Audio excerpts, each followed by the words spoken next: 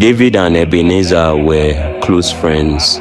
They grew up together and went to the same school, but when they entered university, they started making different choices.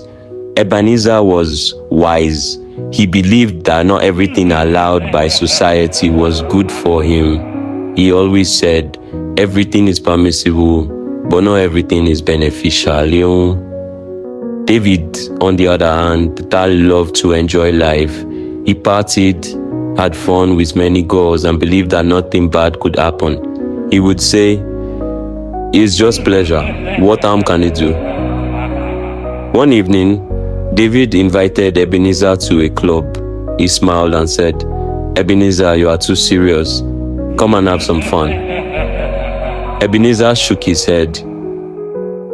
David, have you ever thought about what happens when you give your body away to just anyone? David laughed.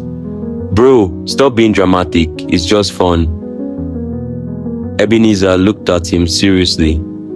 No, it's not just fun. When you sleep with someone, you become one with them. It's not just physical, it's spiritual. The Bible says, the two will become one flesh. You are creating a bond that you don't understand. David rolled his eyes. That's just an old school belief. Ebenezer sighed. Let me tell you something most people don't know. Ebenezer continued. Your body is a temple. You are not your own. You were bought at a price. Every time you misuse your body, you weaken your destiny. He looked at David. Think about it. You wouldn't throw garbage inside a beautiful mansion, right? You wouldn't let just anyone enter your most sacred place. But when you live carelessly, you invite things into your life that you cannot see. Depression, emptiness, brokenness. The devil doesn't need to fight you. He just needs you to destroy yourself. David was silent for a moment. But what if I've already made mistakes? Ebenezer smiled. That's the beauty of God's love. He can restore you. But you must decide to honor him with your body from now on. David shook his head and walked away. He wasn't ready to listen. Months later, David sat on the edge of his bed, staring at the floor.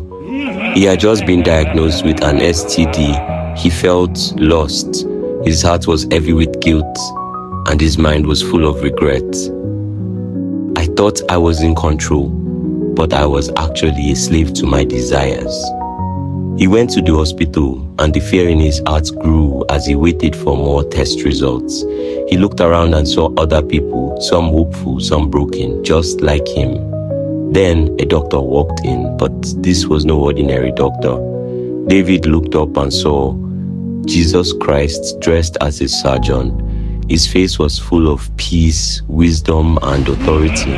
He looked straight into David's soul. Jesus spoke gently. David, do you want to be healed?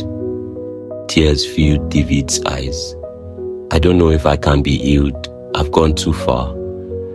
Jesus placed a hand on his shoulder. I am the healer. I can restore what has been broken, but you must choose a new path. David felt something stir inside him, a deep longing to change. That day, David walked out of the hospital a different man. He made a decision to leave his reckless life behind. That night, he knelt by his bed, opened his Bible, and prayed for the first time in a long while. God, I give my body to you. Help me live the right way. For the first time in months, he felt peace. Days later, David sat with Ebenezer in the park. Ebenezer, you were right. I see it now. I was destroying myself and I didn't even know it. Ebenezer smiled. That's why I always say, I will not be mastered by anything. You were made for more, David. It's time to reclaim your life. David nodded. From today, I will honor God with my body. What about you? If you want to be great in life, guard your body. The decisions you make today will shape your future. Flee from sexual immorality. It is not just about pleasure, it is about destiny. You are not your own. You were bought at a price. Therefore, honor God with your body. Will you make that choice today?